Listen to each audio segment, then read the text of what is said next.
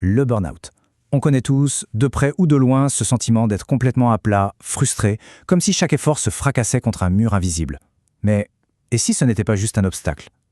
Dans cette analyse, on va explorer une perspective vraiment différente sur ce que le burn-out essaye de nous dire. Je sais, cette question peut paraître un peu folle. Comment est-ce qu'un sentiment aussi négatif, aussi lourd, pourrait être bénéfique? C'est pourtant l'idée centrale qu'on va creuser ensemble aujourd'hui. Accrochez-vous, ça bouscule un peu les idées reçues. Alors, voilà notre plan de match. On va commencer par bien définir ce sentiment de burn-out. Ensuite, on va aller chercher ses racines, qui se cachent souvent dans des attentes un peu irréalistes. Après, on verra comment on peut le réinterpréter, non pas comme un échec, mais comme un guide vers quelque chose de plus authentique. Ok, première partie, mettons des mots sur cette sensation. C'est quoi au fond le burn-out? Et pourquoi a-t-on cette impression que tout, absolument tout, se met en travers de notre route? Et voilà, le point clé, il est là. C'est une question de perception. Le burn-out, ça arrive quand on commence à voir les difficultés comme des choses qui se mettent en travers de notre chemin, au lieu de comprendre qu'elles font partie intégrante du chemin lui-même. La nuance est énorme.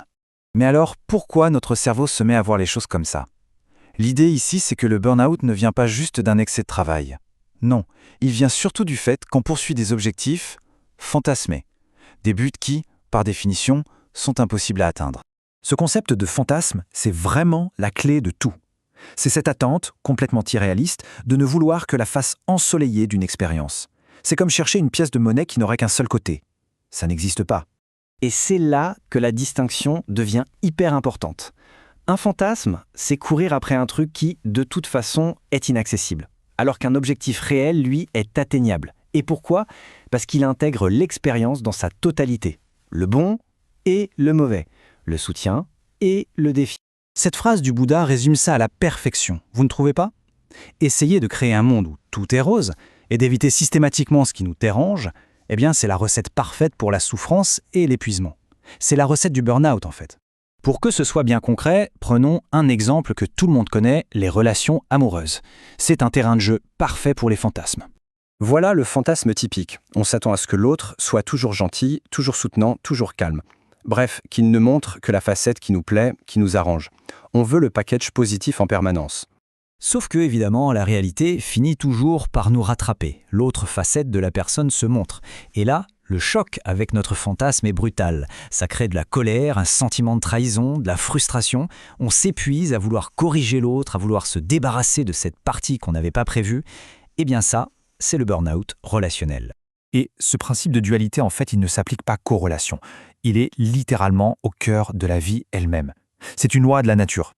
On en revient toujours à ce changement de perspective. C'est fondamental. Les défis ne sont pas des bugs dans le système, des erreurs sur le parcours, non. Ils sont le parcours. Ces analogies sont hyper simples, mais tellement puissantes. Tout dans l'univers a deux pôles, deux facettes. Le haut n'existe pas sans le bas, le plaisir n'existe pas sans la douleur. Lutter contre ça, c'est comme essayer de vider l'océan avec une petite cuillère. C'est une perte d'énergie colossale. Maintenant, allons encore plus loin.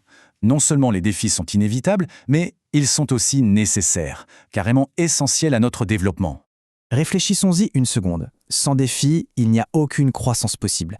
Un environnement qui ne ferait que nous soutenir sans jamais nous challenger mènerait à l'ennui et à une sorte de dépendance. C'est au contraire le défi qui nous force à innover, à devenir plus fort, plus résilient, plus autonome. Et d'un point de vue neurologique, c'est passionnant. On peut dire que notre cerveau a deux modes principaux. Il y a le mode survie, piloté par l'amygdale, qui cherche le plaisir à tout prix et fuit la douleur. Ce mode-là nous mène soit à l'ennui, soit au burn-out. Et puis, il y a le mode exécutif, plus évolué, qui nous permet de viser des objectifs équilibrés, qui intègre les deux côtés. C'est uniquement dans ce mode-là qu'on trouve du sens et de l'inspiration. On arrive maintenant au point de bascule, au cœur de cette nouvelle manière de voir les choses. C'est le sentiment que tout le monde partage, l'impression d'être arrivé au bout du chemin, de faire face à un mur infranchissable, la fin du jeu. Mais si ce mur n'était pas un mur, s'il était en fait un panneau de signalisation, un panneau qui nous dit on fait fausse route. Voilà la nouvelle définition.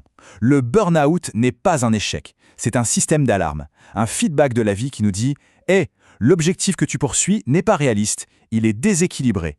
Il est temps de changer de cap et de viser quelque chose de plus vrai, de plus porteur de sens. » D'accord, super. Mais alors, concrètement, on fait quoi quand cette alarme se déclenche? Comment on répond à ce signal?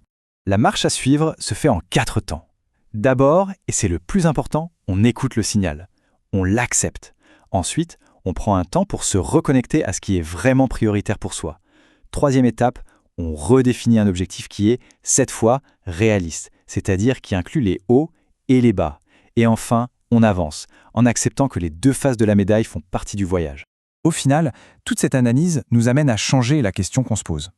Au lieu de se demander comment je me débarrasse de ce burn-out, la question bien plus intéressante, bien plus constructive, devient peut-être quel est le message que ce burn-out essaie de me faire passer?